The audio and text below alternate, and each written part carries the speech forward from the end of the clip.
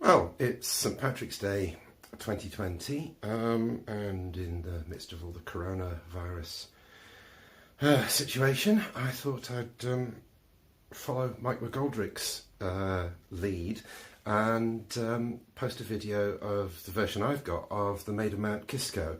I think Mike certainly published his original recording of it as Maid of Mount Cisco.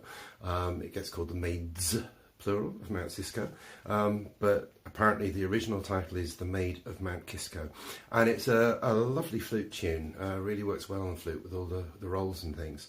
It was originally written by a fiddler, and part of the reason for doing it is this flute. It's a George and Manby flute made in London in the mid-19th century, and it belongs to Pat O'Reilly.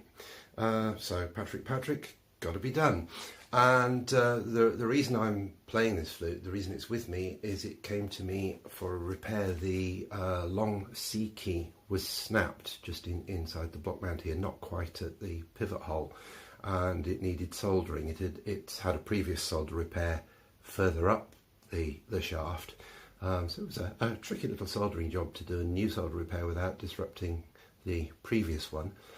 But as you can see, I've managed it, and I've done one or two other little tweaks to the flute and lightened up some of the keys to make them play a bit better, more responsive, although I don't think Pat uses them very much. And replaced a couple of buffer corks and things. But anyway, just got it back into slightly better playing fettle, and mended the key. It's not had a full overhaul, but it's a really lovely flute. It's got a very in-tune scale for a mid-19th century English flute. So there we go, Maid of Mount Cisco on Patrick's flute on St Patrick's Day. Have a good one.